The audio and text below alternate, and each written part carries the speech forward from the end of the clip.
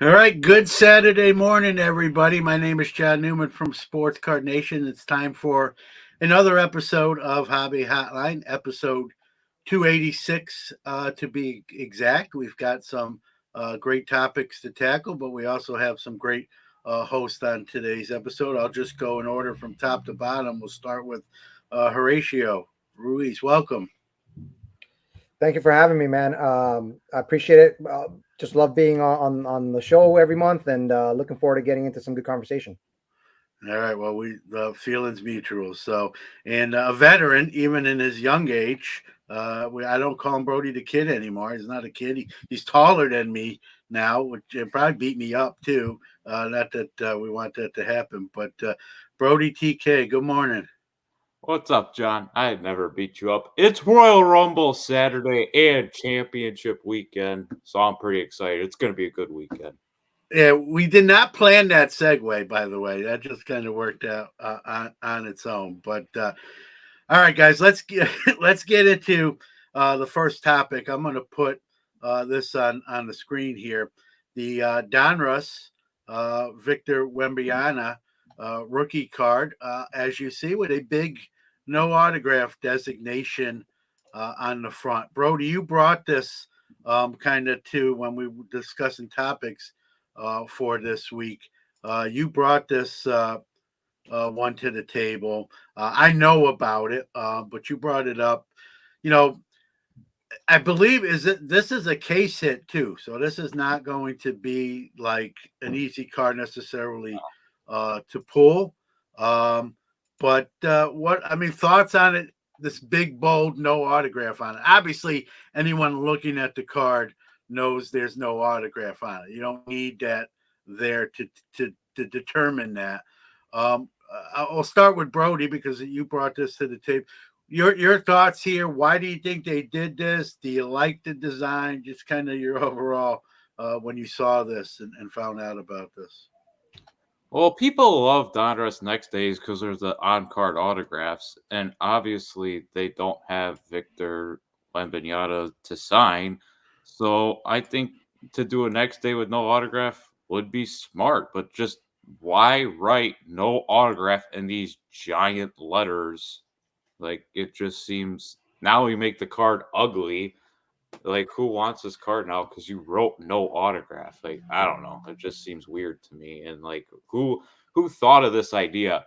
Let's like at Panini it was like let's write no autograph on the card. That's a good idea.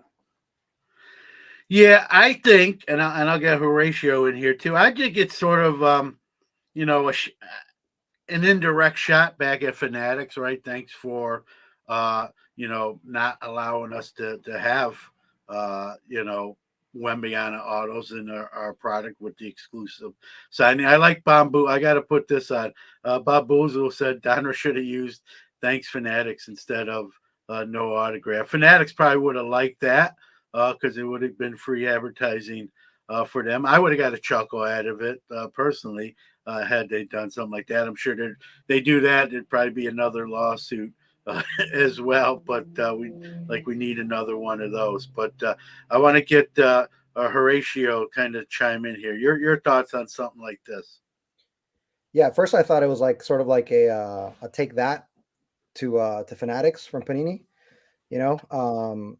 But this is not an original thought I saw on Twitter. And I want to credit Sue's Yanks chick on Twitter. Yep.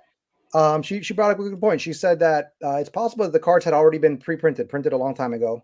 Maybe at the time that he got drafted around there when they did their media days, and they probably figured that rather than destroy them or have the possibility of them being stolen, or as they awaited maybe some autographs, or they weren't sure what was going to happen with the autograph deal, that they could just put no autograph on them. That way, there's no forgeries, and that way they can make use of the product as well. Which makes a lot of sense. The problem is that the cards are ugly. It says no autograph on it. I mean, I don't know.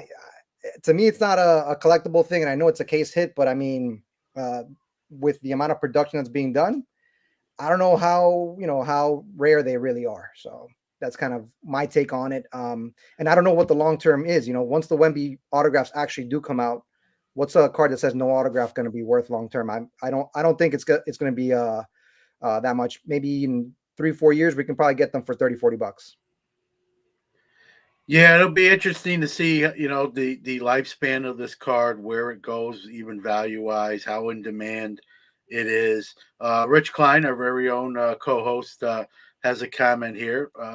This has been done before with the no autograph rotation in some football sets.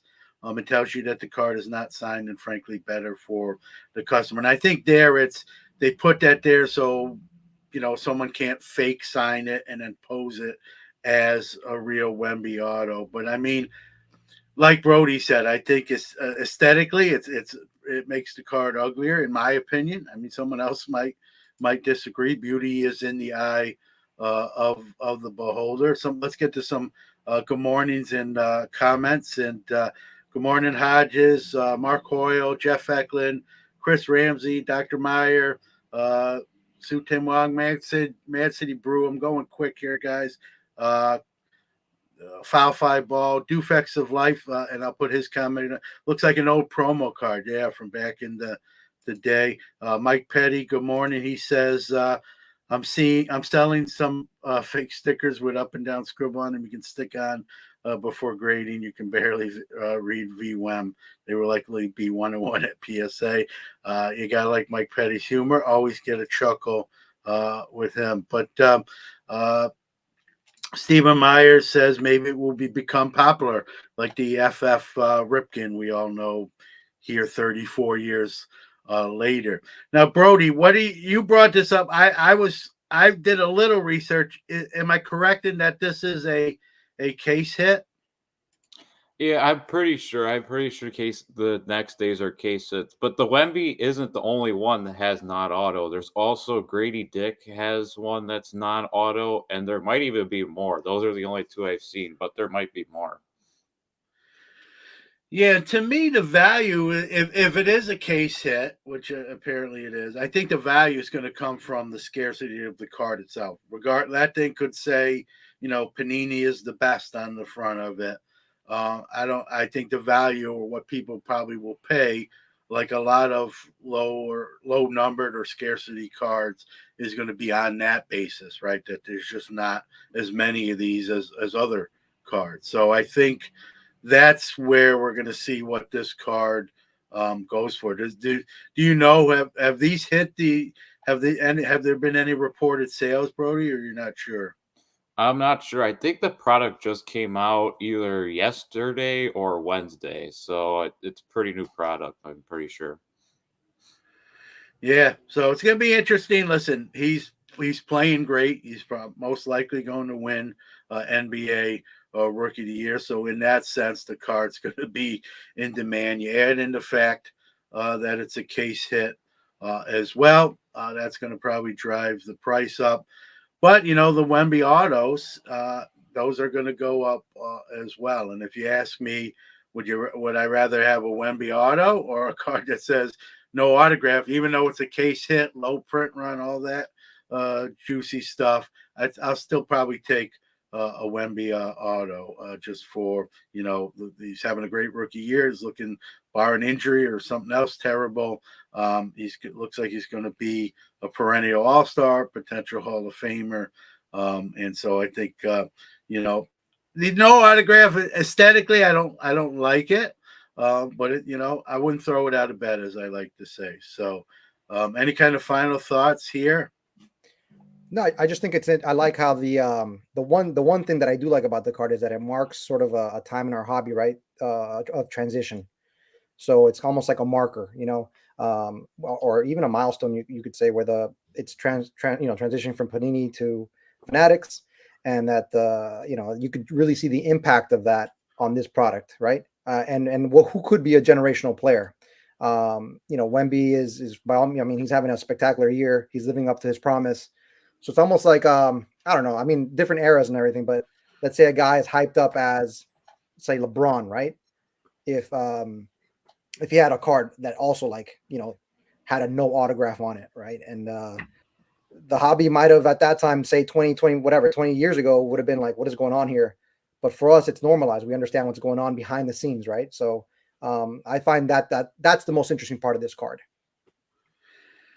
Yeah, no doubt. And listen, Wemby on a card, they could make him in a cartoon form. He could be pictured with a cat holding a cat, whatever the case may be. Just the fact that he's on it is going to be in demand, like you said, Horatio. Playing well, most likely rookie of the year, barring something happening between now and the end of the season. And it's going to be interesting. Great point by you too, as this transition slowly or slower than Fanatics would like it to happen, as they try to kind of force the issue. But eventually, Fanatics / Tops are going to be in the basketball card business 100% with the NBA again, and we won't see on Fanatics side of the house, we won't see no autograph Wemby's where it says no autograph. We'll have regular Wemby's, but they won't have to say no autograph. And again, just kind of to wrap it up, too, good point by Horatio with Sue's, saying like a lot of times they print these ahead of time with the anticipation of maybe them being signed, and then it happens, and then they have to do sort of a 180. So we'll see where the market goes. We'll see if Donruss has any other Wemby's surprises before that licensing changes hands. So another big topic for the week, guys, is the Hall of Fame voting. So you see these three gentlemen. Congrats to them: Adrian Beltre, Todd Helton, and I believe it was Todd Helton's last year on the regular ballot, other than the Veterans Committee. And Joe Mauer on the first year of his ballot, and I'm going to talk about, I have some strong opinions there, as probably with my chuckle you could probably tell. Also not pictured, Jim Leland got in as well, famous manager, World Series winner as a manager. And, to me, Adrian Beltre was a first ballot, no-brainer Hall of Famer. That's no surprise to me. 500 homers, Gold Glove, kind of good teammate. No one had much negative to say. Todd Helton, same thing. I mean, arguably, not negative as personal. All these guys, for that matter. For me, guys, and then I'll get your take. Joe Mauer was a very good player. He had 3 really great years as a catcher, and then he kind of transitioned, not playing catcher anymore, a little outfield, if my memory serves me right, first base, DH when DH was in play. And when you look at his numbers, those 3 years were Hall of Fame type years, but the rest of the whole body of work to me really didn't scream, Hall of Fame. He didn't play catcher his whole career, like a lot of catchers don't. I don't want to kind of pick on him for that, but 163 homers. He fell short of 1,000 ribbies. He did hit for average. I mean, he was a great pure hitter, especially from the catching position. I think 302 was his lifetime batting average. I think he's very good, and I think for me as a Thurman Munson kid, I'm like, if Joe Mauer gets in, like Thurman Munson, now this should reopen the door for guys like me who believe Thurman Munson should be in, and other things. And that's what happens is when I've heard even people say Todd Helton sort of was a compiler, played a long time. I heard arguments people don't want him in, and you're always going to get these. But the Mauer one was a little, and especially on the first ballot. I for sure didn't think he was going to be a first ballot guy. But I don't know who wants to go, Horatio, Brody first, but kind of your thoughts on this year's class. Brody, go ahead and take it. Yeah, I thought Beltre. Yeah, I agree. Beltre, yeah, for sure, first ballot, and I agree. Halton, great player. He put up the numbers, but I think I agree with you. Mauer, he had those great years, and then he was a good player for the rest of his career. I think he's a Hall of Famer, but it surprised me that he was a first ballot. That surprised me. Like I thought he'd get like 60, 65%, then maybe we see him like third year as ballot. But first year, that kind of surprised me. I was pretty surprised that Sheffield didn't get in, and I was really surprised that Billy Wagner didn't get in because when I looked at his numbers, like I know that they don't do relievers and closers very well, but Billy Wagner had one bad season over a really long career. I thought Wagner would get in. Yeah, I thought so too on Wagner. As a matter of fact, I watch a lot of Major League Baseball Network. They had him on. They were almost talking as if they knew like he was getting in this year. I even a couple like almost like pre-congratulations. It obviously didn't happen. So unfortunately for Billy, but there's always Veterans Committee and that sort of thing. Well, he's I still think got as one a more club. year though. Oh, okay. Well, maybe next year's the year. Although next year you got Ichiro, who's going to be a first ballot, deservingly Hall of Famer, and we'll see how that plays out. I think Wagner eventually gets in. I think when you look at his numbers, two closers who are already in there, he's in that mix. So I think it's inevitable. It just didn't happen this year. Horatio, your thoughts on this year's class? So my thoughts are Beltre. I remember him from his Seattle years, and he had a 3-4 year run where he was a beast. I mean, the guy put up some historic numbers up there for a third baseman, and then over time you realize that the guy was going to get 3,000 hits. So he's a no doubt first ballot Hall of Famer. Great defender as well. Underrated defender on top of his offensive production. So Beltre, great choice. Todd Helton, I felt like he got maybe I want to say he got penalized for playing at Coors, but I think that the Hall of Fame voters came over that, and then once Larry Walker got inducted, I think it was a matter of time for Todd Helton. They put up kind of similar monster numbers at Coors, but Helton was also just another good fielder. He put up some monster numbers. I know they're a little bit skewed towards his towards Coors Field, but the guy has the numbers to put up with it. Just about anybody in the Hall of Fame. Sort of in that mid range Hall of Famer. Um, Mauer, I was surprised. Like Brody said, that he was a first ballot Hall of Famer. Should that matter? I mean, does it matter if he's a first, second, third, or 10th ballot Hall of Famer like Helton is? I don't think so, but the thing is, you come to realize that Mauer had kind of a short career, like 1,800 at bats, which is not a short career, but relatively speaking, for some other catchers, it is. And he only had half of those at bats as a catcher. The other half were as a first baseman or a DH. So that's where he put up those numbers. So he put up basically, half of his career not behind the plate. So you can't think of him as a traditional catcher. And it's surprising when you look at his wins above replacement, they're way above guys that I think are superior catchers. But he's got like a career WAR that's way higher than Posey's, way higher than Sally Perez, and Yadier Molina as well. So it's his bat was a weapon, But in terms of like a pure catcher, Mauer had his, like you said, his peak. But when I think of a catcher, Hall of Fame catchers, I'm taking Posey, Perez, and Molina, and I don't know why that is. Even though I know how dangerous Mauer was, and maybe it's because he had like some injuries there in between. But the guy for sure is a Hall of Fame choice, a good Hall of Fame choice. And you mentioned to me before also Jim Leland. So shout out to Jim Leland. Won the World Series with the Marlins, won a World Series, correct me if I'm wrong, with the Tigers as well. Had a terrific run with the Pirates. There's that video of him not taking any crap from Barry Bonds, and just old school manager, love it. And I was actually there at the game 7. I remember you and I used to talk about Orestes Estrada. John, we had a conversation. So I was at the game 7 where the Marlins won their first World Series at old Joe Robbie Stadium. And Jim Leland was a big part of that. He brought some actual like credibility to the Marlins organization.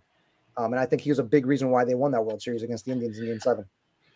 Yeah, no doubt. Jim Leyland's deserving. I know he's sort of unorthodox, and some people don't like his bedside manner, what have you.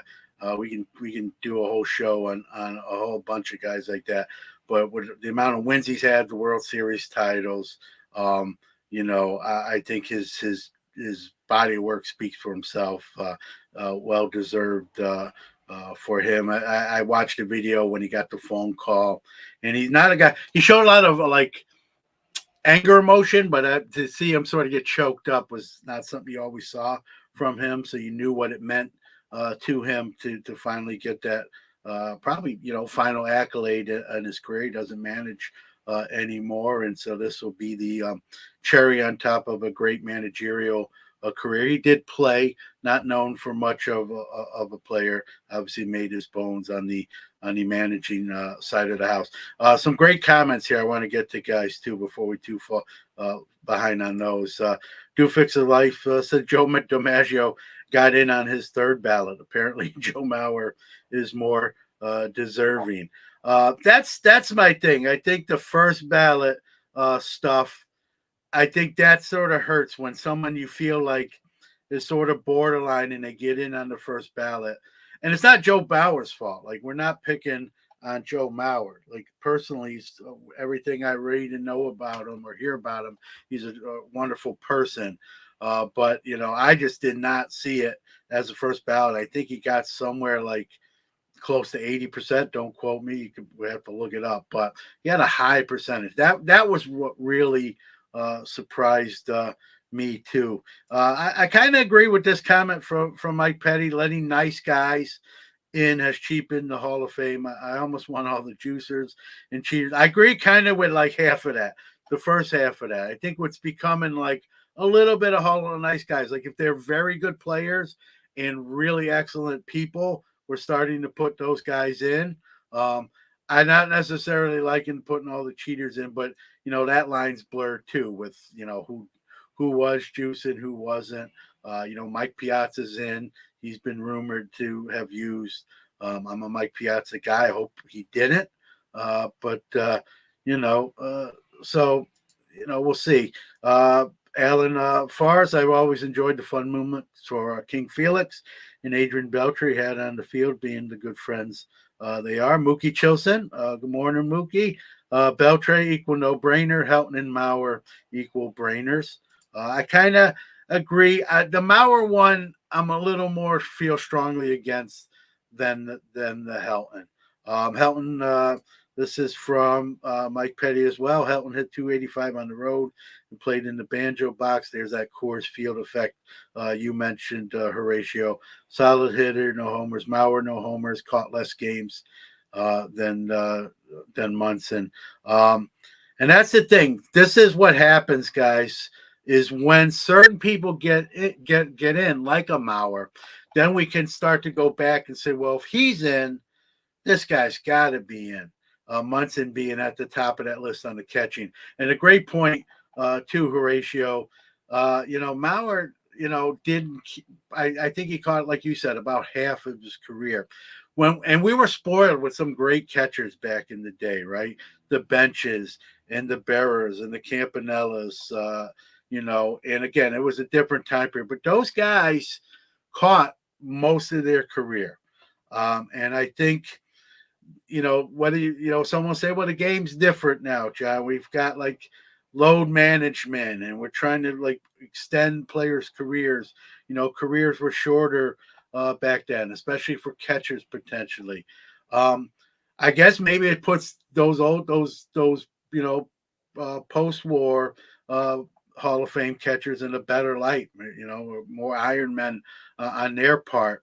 But to me, like a modern day catcher, you gotta, if you're getting in kind of on the catcher accolades or the hanging your hat on that peg, I think you gotta play more than 50% of your games at catcher. That's really. I'm not saying Joe Mauer's terrible, guys in chat room and those watching. I'm not saying that. Believe me, I've played fantasy leagues since they started. He was always a guy I sort of targeted at the catcher position. But the first ballot, the high percentage of the votes really caught me off guard. Let's see what else we got. Philly Joe, I pay attention, but no longer really have no feelings in the Hall of Fame. Congrats. Yeah, some people, get into it a little bit more than others. Another comment from Dufex of Life. Cooperstown seems afraid to have a year without any inductees now. Too much of a financial hit. Yeah, that's always I'm sure that's always a concern. I live close to Cooperstown, guys. I can tell you, induction weekend It's just a busy time and a financial windfall for a small town in upstate New York. So, Here's and yep. yeah, Orlando, who I respect, he knows his baseball. He's a baseball historian. I'll go as far to call him that. And he says Mauer should not be in. Doesn't mince word, and Munson was better. And I agree. I do agree. And so it'll be interesting to see if Mauer gets in, sort of opens up the candidacy for a Munson, and maybe even other guys, that are in, that were literally on the bubble. And that's the risk, right? I remember when Rizzuto got in, and the argument was, if he didn't play for the Yankees, we wouldn't be talking about him as Hall of Famer. Now we've seen some other shortstops sort of follow him that were sort of on that bubble. I think sometimes when that bar, and I hate to say it like this, when the bar gets lowered a little bit, then that opens the door for, I've heard other people say if you have to even debate a player, they shouldn't be in. I won't go that far, but when certain people get in, it does sort of open the door to kind of revisit other people's candidacy. In Mauer's case, I think Munson fans and Munson advocates definitely have more ammunition now to go to the bargaining table and say this guy needs to be in the Hall of Fame. So I still think that despite that, right? Despite like Mauer being sort of, this guy that's kind of, is he in, is he not? He's probably the most collectible one out of the three. Between Beltre, Helton, and Mauer, I think Mauer carries the biggest cachet among collectors. And I'm not sure why. Maybe, again, it could be the nice guy thing. Beltre was a very entertaining player as well. Nobody could say anything bad about any of them, but Mauer kind of had that, the media loved him, right? And deservingly so. Like, he is by all accounts, he is a good guy, a nice guy, good with the fans, good with the media. So I feel like Mauer, despite that, has the most like collecting cachet. I don't know. Maybe that's just me. But. He's a hometown kid. Yeah. Yeah. A couple other comments, and then we'll get to our next topic. I don't agree with this from Bob Boozle. Nothing personally. He says all MVPs should get in the Hall of Fame. I don't agree with that because we all know, right? Every once in a while, someone who doesn't have a great career but has a great season wins an MVP. I don't think that should get you in. I don't care if Cooperstown wants to put a plaque and every year they list the AL and NL MVPs. I'm okay with that. But as far as a Hall of Fame plaque, I don't think so. Do Fix It Life, again, some great comments coming from him. Why isn't Manley in, right? That's the argument now I'm hearing, and is with Helton in. Again, this is, with Mauer in, we look at Munson. Now with Helton in, we got to revisit Mattingly. In Mauer's category, this is a good point by Alan Forrest. Mauer the only catcher to win batting titles, which is impressive. I just wish, like you said, Horatio, I wished he caught longer. Like his numbers, under 1,000 ribbies. His batting average is tremendous. Obviously, he won batting titles, over 300 lifetime hitter. Under the 1,000 ribbies, did steal some bags, especially early in his career. I wish, like you said, he had more of a catching resume. It would be easier for me to swallow. Doesn't matter what I want to swallow his Hall of Fame, entrance. He's in, but I would have been less, like, hey, what are we doing here? Had he played more catcher. So, I see a lot of Munson comments, and we'll see. We'll see if that gets the groundswell up, and maybe Munson gets in on the veteran committee. And I was a Munson kid. I've told the story on Sports Card Nation. That's how I found out what death was when he died in that plane crash. I had no idea the finality of life until that day, and talking to my grandfather.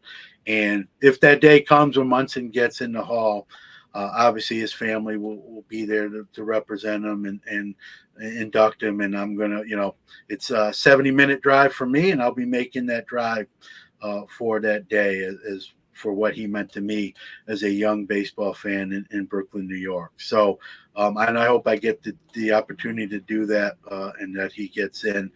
And I guess I'll be a little bit less against the Mauer first ballot if it leads to, in a selfish sort of way, if it leads to opening the door for Munson. So, and some great comments, right? Other guys that should be in: Ken Boyer, Kurt Flood. Especially on the contribution side, Kurt Flood with opening up what we now know as free agency, which was not common as it then. As we know it today. So one last comment here, and then we'll move on. Glad Jim L made the Hall of Fame.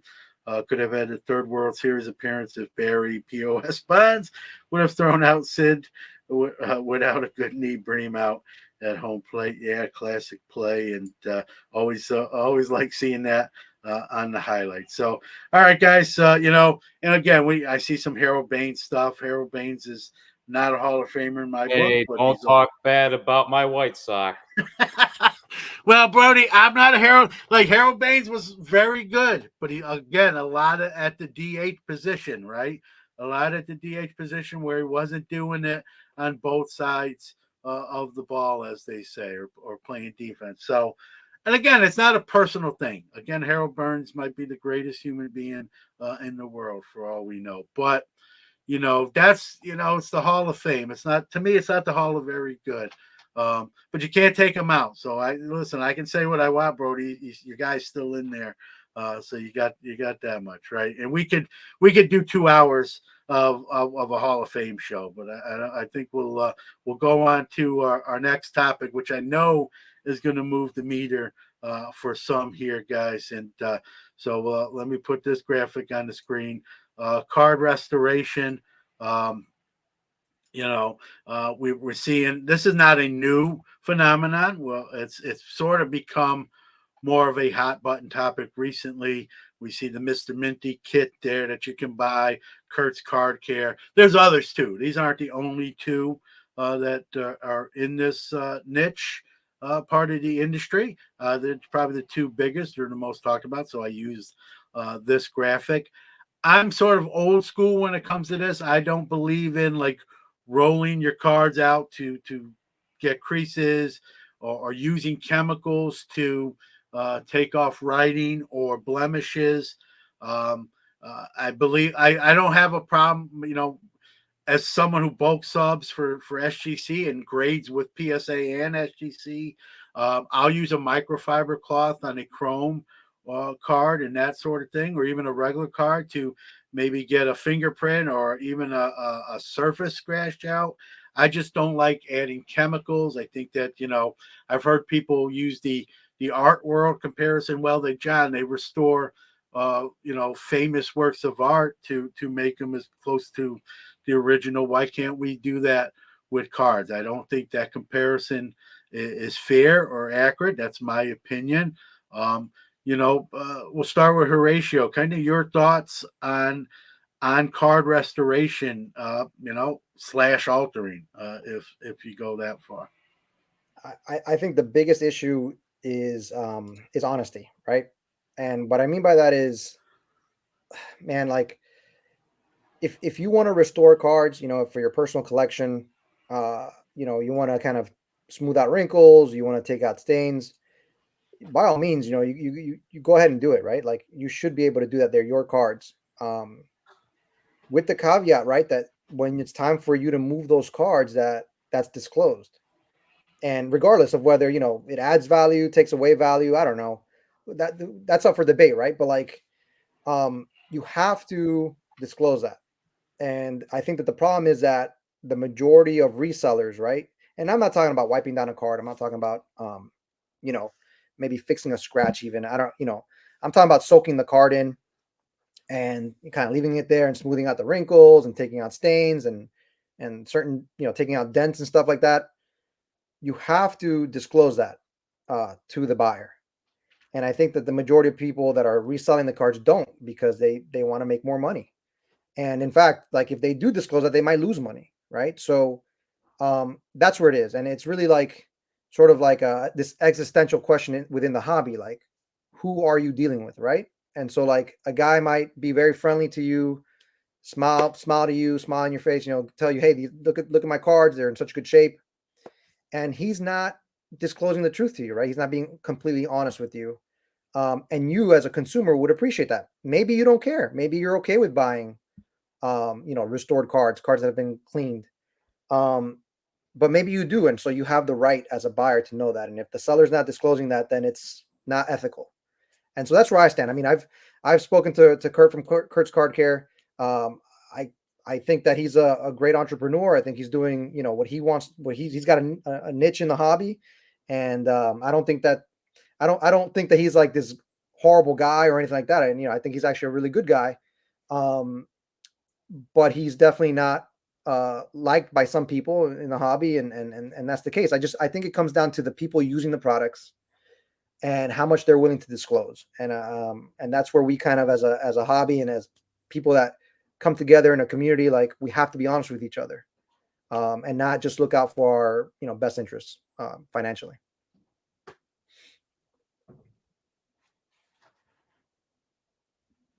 A lot of the comments, Horatio, kind of back what you said.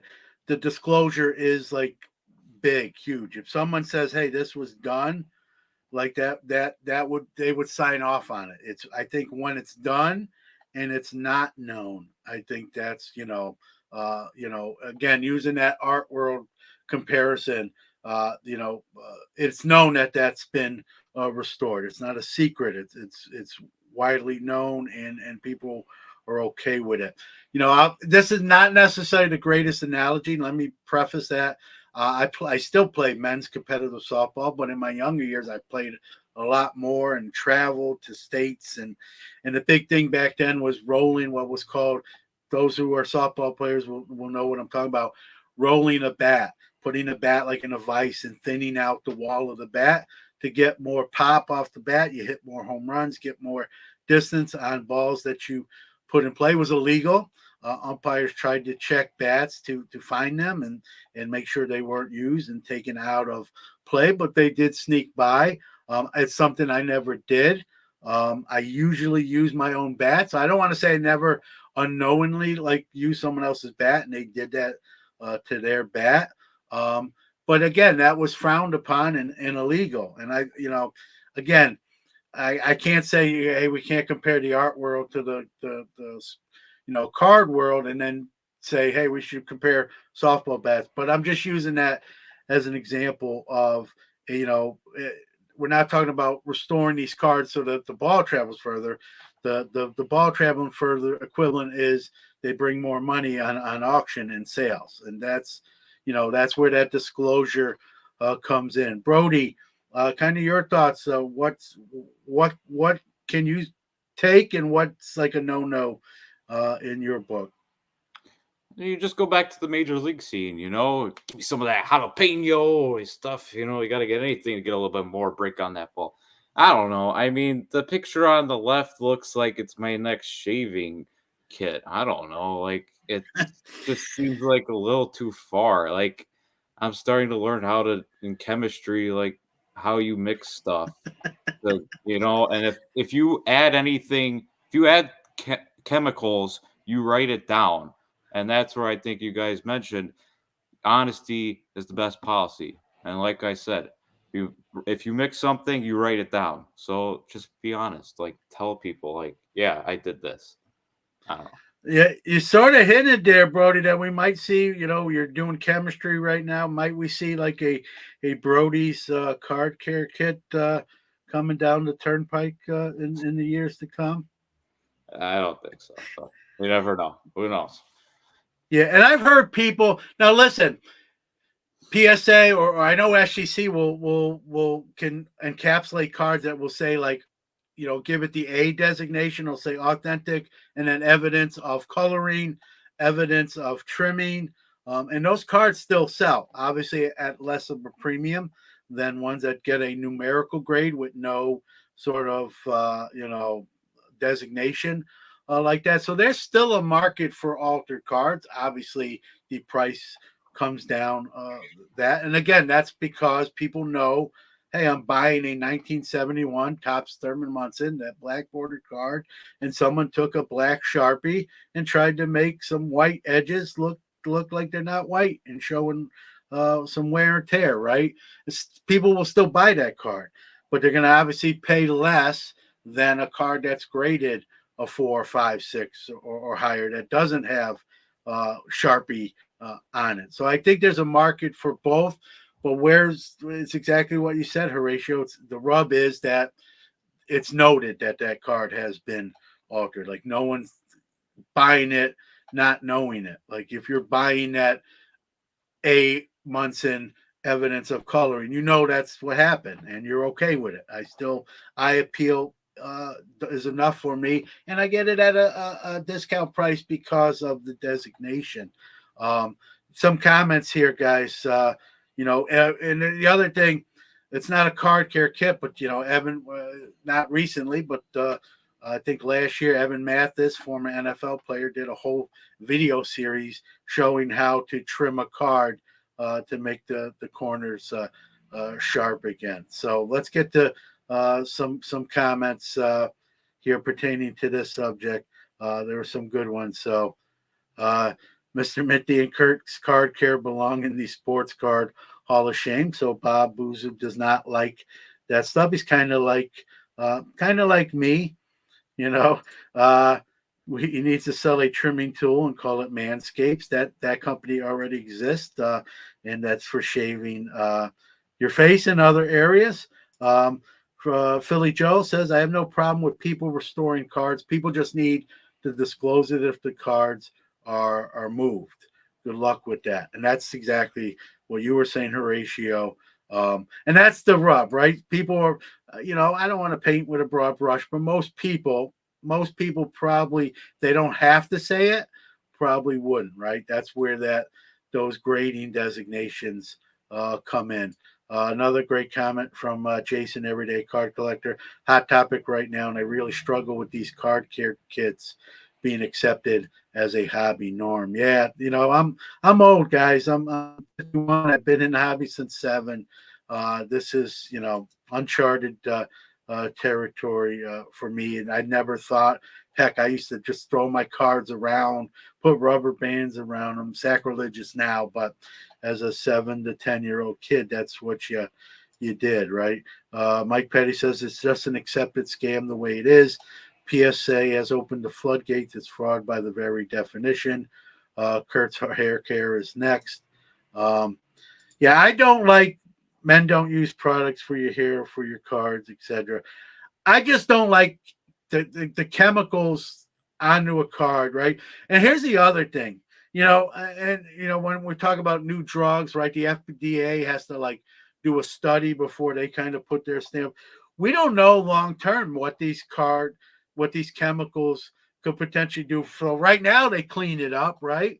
So now you use a chemical on your card, you send it to grading, it gets a higher grade. The grader itself can't detect the chemical, and they give it a 10. It comes back. You put it in I got a PSA case behind me here with graded cards that sometimes, some light hits it, right?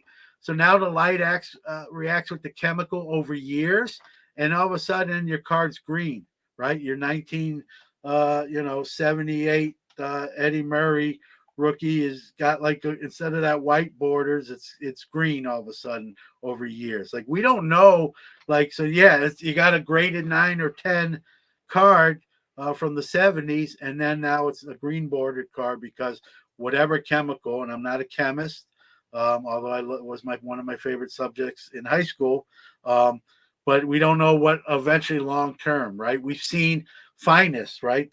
Anyone that knows Finest from its early days, 93, after years they start to turn green with exposure to light, right? There was a chemical used in the processing of those Finest cards, right? So what's to say some of these chemicals, after years of exposure, might not even be just light, it could be air. And I know inside a grading thing it's supposed to be airtight, but I'm sure it's not 100% foolproof. Some air probably does get in there through a seam or what have you. So it'll be interesting. These products are kind of new. It'll be interesting 5, 10, or even further down the line to see if anything like that potentially happens, and that would be crazy to think about. Kind of your thoughts on where I went there with chemical additives. Yeah, well, I think that definitely right. I know that Kurt says that that he's done it for a long time, and that he knows that the stuff that is in his kit won't change the color of the card no matter how many years it is. So But here's the thing. I don't mean to cut you off, Horatio. I get what he's saying, right? But you know just as well as I do, and everyone else. These cards are all made with different stock materials, right? Some are chrome, different types of chrome, different types of foil, holographic foil, acetate cards are one of my favorites, right? Different stocks, right? Different thicknesses of card, different cardboard material. So unless you literally tested every known variety of cardstock and thickness and material, you really honestly can't say that with 100% certainty. You can just say, hey, what I've tested it on has been okay so far. But how long? How long has he done these, testing and experiment? What has he done? Like, he used them. Did he leave them out in the sun and see what like eventually had, they would do in a lab, but just to see the effect, a petri dish in the sense with your cards, because unless you keep your cards in a box 100% of the time, and even then some light's going to get in at different times or another, the sun is going to have a reaction. So I get it. That's what he almost sort of has to say, and I'm sure he did check what he was doing out. I'm not calling him a 100% facetious, but you can't test it on everything. There's so many different, when we go back to vintage and pre-war and all that stuff, right? It's almost impossible to know what a chemical will do long term. I didn't mean to cut you off, but I just kind of wanted to sort of make that counterpoint. But go ahead. Sorry about no, that. those are good points. I think he's almost been doing it for 30 years. So I think what I'm trying to get at is not that the Kurt guarantee. It's that Yeah. they get really good at what they're doing, and they have decades of experience. And I think that one thing that we need to look out for, for those of us that kind of want some more disclosure, is that we'd be shocked to find out how many cards are out there that have been altered or restored, and not just from Kurt, right? From various other people, various other parties. They've gotten really Yeah. good at it. And so, Oh, yeah. who's to say that 10, 15, 20, 30? I don't know that. But when you've been doing it for as long as he has, they get good at it. And it's very hard for everyday kind of collector, even people that are in it every day, to really tell what's restored and what's not. Now, a novice, right? When you find these vintage cards that are like super white, like these white borders that, that doesn't look like paper should age the way that it does, it becomes very obvious that something has been done to the card. But when you got guys doing his kind of work, it becomes more difficult for us to figure that out. Now, man, I mean, he could just be setting himself up for lawsuits 10 years down the line, 15 years down the line, Yeah. I'm going to say that he's smart enough that he knows that won't happen, for better or worse. That's all. That's all I'm laying out there, The other thing I want to add, I want to get to some comments, and then we'll get to our last topics. I've had people, obviously, on Sports Card Nation from the grading companies, SGC, PSA, other companies, and they've told me that they know, they're aware of this, and they're developing stuff on their end, technology-wise, different types of lights, LEDs, black, to try to start to detect these chemical additives. And with the goal that if they detect these chemical additives, they're going to designate that or reject a card like not fit for grading or altered in the sense like a trim card. So it's sort of a chess game here, with adding chemicals, trimming, and the grading card companies themselves developing technologies to combat that. It reminds me of like the Treasury Department, right? With anti-counterfeiting techniques that were, so it's harder for counterfeiters to make fake money and pass it off as real bills. So look for that, right? These card grading companies are trying to do their diligence as well to stop that. So a couple comments, and then we'll kind of move on. Burton Leffingwell Jr. says disclosure not important. That's called unethical. I don't disagree, but if disclosure is important in the very least. I'm not saying it's right, but it's really where you start. And I've heard this argument from Foul Five Ball. Comics are restored and fixed. If I can't tell it has been restored, who cares? There are people who feel like that, Brody Horatio. Hey, listen, if someone did a good job and the eye appeal is there and it's a better looking card or specimen, I'm okay with that. What I don't know, right? It's the old what I don't know doesn't hurt me. That argument. So kind of what I said from Dufex saying adding chemicals can make a PSA 10 now. Well, what a PSA 5 10 years from now. And that it's funny, this comment, I want to leave this up. This was one from someone in the grading industry I talked to.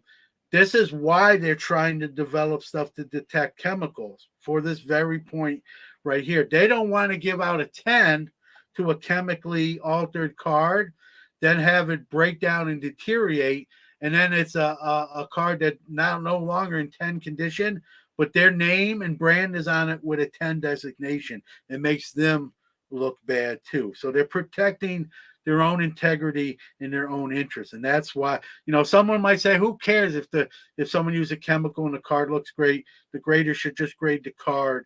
This is why, because it's their name and designate. Listen, we see them take a beating, right? When we see a 10 in a slab and there's a ding corner, we see all those social media posts, like, how did this get a 10, right?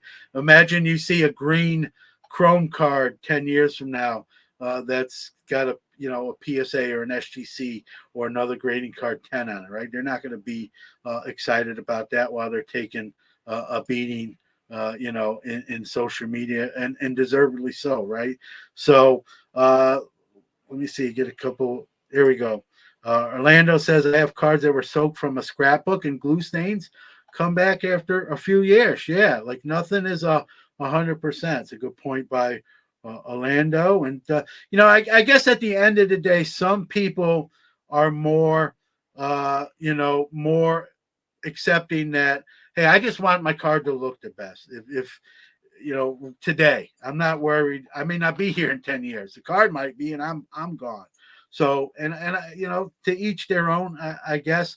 Rex from Sports Card Shop said, agree, John. That's the main reason we send all vintage cards to SGC. This way customers know exactly what they're getting. And then he correct all raw vintage above a certain value. So again, this is a hot button topic. We could have did a whole show on it. We could have did the hour today on this, guys. I don't want to do that. We're going to finish with a story that Horatio brought to the table, and I don't have a graphic for this, guys, but Horatio sent me a link. It's I think the gentleman's name is Max Wax Pack. He's on YouTube. You can search that and find it. He had sold a approximate value $9,000 Connor McDavid SP Future Watch Auto Rookie, I think numbered to 75. He sent it via UPS. It got lost in shipping somewhere. He did the normal thing, right? He called UPS, filed a report. They put a trace on it. It has a specific number. He had pictures. He had all that stuff. And they said, they would put out, in a sense, a bolo, be on the lookout for a trace. It never turned up. And he had to refund the buyer. I think he said $8,000 or $9,000 out of his pocket. because that's what the buyer paid. He had to reimburse the buyer, who didn't get their card, never made it to its final destination. So he had to refund them. Now he's out of that money and the card, in a sense, out of the card, because the money was what he got from the buyer. UPS could not find it, supposedly. And there's a company, and there's more than one company here, guys. So I don't want it to be I'm picking on this one company that does this, but there's a company called NPS, National Product Services. They have an eBay store, and their claim to fame is they lost their unclaimed packages from shipping agencies like UPS. I don't think UPS is the only one. That might be their main supplier of these type of packages. And he searched this NPS store for offerings, and lo and behold, there's his Connor McDavid Future Watch with a like $4,400 price on it. He contacted them. I'm trying to make this as quick as possible. He contacted them, said, "Hey, this is my card. Here's all my correspondence, my documentation with UPS," and found the lost claim. They lost it. They sent back a picture of the box it came in, and the name and address was cut out. Wasn't like wet. It was almost like done on purpose. To make a long story short, he had to jump through a lot of loopholes, threaten legal action, threaten getting lawyers involved. He did get his card back, but he made a video. He was incensed, very animated, and just said, "This could be happening to your stuff too." I've been fortunate, guys. I've sent a lot of and received, sometimes expensive cards. I've never had anything go missing. I've had PWE stuff, plain white envelope stuff, never arrived either to me, and I've had stuff that I've sent PWE go missing too. But if I'm sending or receiving that way, they're cards on a very low end of the scale. But we've heard kind of these stories before. And it's scary to think. And basically, in this video, Max Waxpack was saying this was, in his opinion, this was all like UPS drivers know certain, what the card market is, and, the insured value, and they could potentially be making side deals to sell this. I don't know if it's as prevalent as he makes it sound, but I'm not saying it doesn't happen either. It's probably somewhere in the middle there, Horatio and Brody. But it makes me say now, like, if that ever happens, I'll probably go to this NPS store and see if I can track this missing card down. And it's scary to think, right, that this could potentially happen. Listen, there was a couple news stories in the calendar year of 2023 where a postal employee was arrested for stealing cards and opening those mail and taking the cards out and dumping the empty like mailer somewhere, and they found them, and they did all their investigation and made an arrest. Thankfully, but how many times does that maybe happen where person never gets caught, right? And that's the point of this. And so the one thing I will say for if you ship any kind of cards of significance or significant value, I won't mention brands, but there's collector's insurance. It's something I use, especially the last couple of years. I've really signed on to that, which covers you. I can do a whole show about, when you go to the post office and they say, "Hey, do you want to insure it?" Or you say, "Hey, I need to insure it." I've read stories where someone said, "I insured it for $1,000. It got lost, and now the post office is sort of fighting me on that it's not worth that much, and they want to give me $200." Right? That's where collectibles insurance comes in, because they cover the comp value of whatever you sent. So again, I'm not going to be an infomercial for that, but I will say this: if you do send anything of significance, having that to me is kind of crucial. Brody, I'll start with you, and then we'll go back to Rachel. Have you ever had anything go missing? No, I've been fortunate. Pretty much everything that I've got has been good. But I agree with what you said, John. I would just be careful and do everything you can that it doesn't happen. Yeah, and listen, as we know, with the COVID crescendo, the hobby's made financial network news. It's become mainstream now with celebrities involved. It's more of a mainstream thing. There's more attention on it. Carriers who are not ethical people potentially can take advantage of this. You brought this story to the table, Horatio. Kind of your thoughts on this whole thing. My thoughts are that a lot of times these carriers maybe don't have not necessarily your best interest, but they're not going to go to the lengths that they should to protect you, and so you have to take those steps on your own. Like you mentioned collectible insurance, John. You can't just take their that they're going to do everything they can to find your package.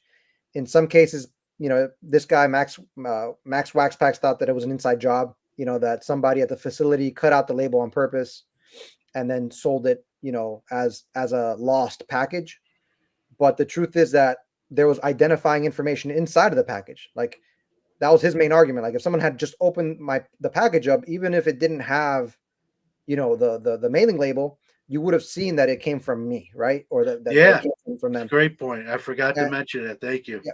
And UPS, they couldn't even bother to open up the package and do that and contact, the person at that address. Yeah. And And hey, I think that was his main point, Horatio. Is like, it's okay if you don't know where it was going, but open the thing up and see where it came from and get it back to me. We can get it to the right person. And why didn't that occur? It's a head scratcher, right? Yep. So he thinks that there's some sort of like, network, a scamming network with, not directly involving the higher ups at UPS, but that there's people that are, there's a system there. You have NPS that's in the market for lost lots. And so they have now, this buyer for their stolen goods, So I would just say almost like a car chop shop. Cars getting stolen, taken to the chop shop, getting torn down, selling parts or repainting them, repainting the car, scratching out the VIN number, right? It's almost like that. It's the hobby.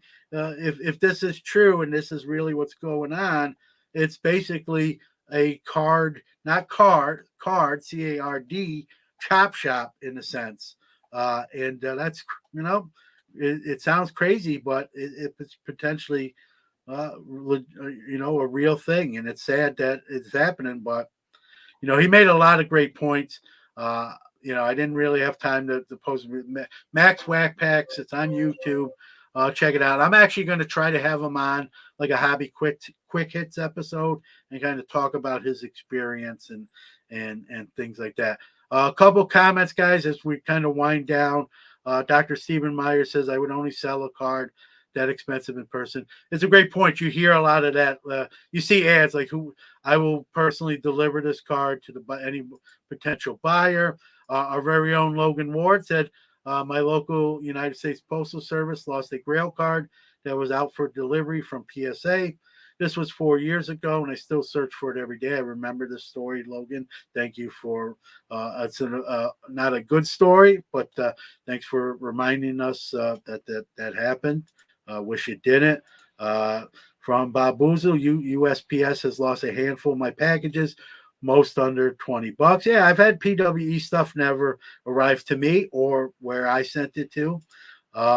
They couldn't care less, and there's no accountability. And I'm not defending shipping companies, but they're shipping millions of packages, and stuff can legitimately go lost too. But it's the onus is on them, right? You pay for a service to get your product or item to its final destination. They have a responsibility there, right? And then if there's tracking involved, it should be monitored and that stuff. So Rex, who I know does a lot of in-country shipping and even out-of-country shipping, says carrier insurances don't recognize market value for collectibles. They only pay the amount you can show a receipt for. It's virtually useless. This is the point I was making. Do not rely on UPS, FedEx, and USPS what you claim for insurance. They will fight it tooth and nail. They will try to pay the least they can. Like Rex just pointed out, they will ask for receipts, and that's if you don't have a receipt or any kind of documentation. And if you bought a card on eBay for $200 and it's now $2,000, they're going to want to pay you $200. Even if you sold it to the new buyer for $2,000, and they're gonna want to pay you $200. So that's the nature of and that's where that collectibles insurance definitely comes in, guys. And I hope it doesn't happen to anyone. I've been very blessed in terms of with expensive stuff. I do bulk subbing for SGC. That package I send is very valuable. That's where the collectibles insurance. And before, just things I do, just some real quick tips before we kind of wrap it up. If I'm sending 500 cards SGC, I'm literally setting up a camera on a tripod, and I'm filming the cards I'm shipping, going through them and filming every card. It might be a 25-minute video to get through 500 cards. I'll add comments on certain cards, and I'll video the process of me packaging it up, labeling it, and that way, God forbid, the day ever comes a package gets lost, I have documentation of what was in it, and I can go to my insurance, my personal collectibles insurance, and say, this is now gone. And I hope I never have to do that. That's like any insurance, right? You never want to use it, but you need it when, God forbid, that day comes. And so, I hope that never happens to anybody, but we hear these stories, right? In our very own chat room, we've had people sharing that their stuff has never arrived, and they're never to be found again. Like Logan said, he's still on 4 years after the fact. He's trying to track that card down. So, any last kind of thoughts, guys, as we kind of wrap up here? Go ahead, Brody. Do everything you can, and I hope it stays safe, whatever you're shipping out. And in terms of this weekend, go Lions. I don't know why, but go Lions. Yeah, listen, I'm my team's the Steelers, so we're done, obviously, and so I'm rooting for the Lions. I don't have a second favorite team, but a team that's never won an NFL Super Bowl has really haven't made the playoffs very much. I'm sort of rooting for the underdog. I don't have an interest with my team being gone, but yeah, I'll be an honorary Lions fan for the next few weeks if they make it. So yeah, go Lions. I don't disagree. Horatio, what do you got? Yeah, it would be. I'd like to see it. Horatio, what do you got going on? Yeah, we're talking football. I'm looking forward to the Hall of Fame election for football, the induction. Yeah, I'm a big Miami Hurricane fan. So I'm hoping that Reggie Wayne, Andre Johnson, and Devin Hester get the call. 3 deserving candidates. So we talked about the baseball. So I'm looking forward to the Football Hall of Fame voting. It occurs in 2 weeks. So looking forward to that. Yeah, we'll see how that shakes out. I'm sure just like any Hall of Fame induction, right? There's always people who say he shouldn't have got in or this guy should have got in and didn't, right? That's always fun to debate those things. And again, even when we debated earlier with the Joe Mauer stuff and Todd Helton stuff, like it's not a personal attack. It's just, looking at a body of work and, saying, hey, is that worthy of getting in? And we'll do that to the end of time. So thanks everybody out there. Awesome chat room, whether you're watching us live or you're listening to us on audio download. We appreciate you. We're live every Saturday with usually new hosts, 11 a.m. Eastern, 8 a.m. Pacific. And what time Central Time, Brody? 10 a.m. There you go. All right, everyone. Have a great weekend, and we'll see you next week.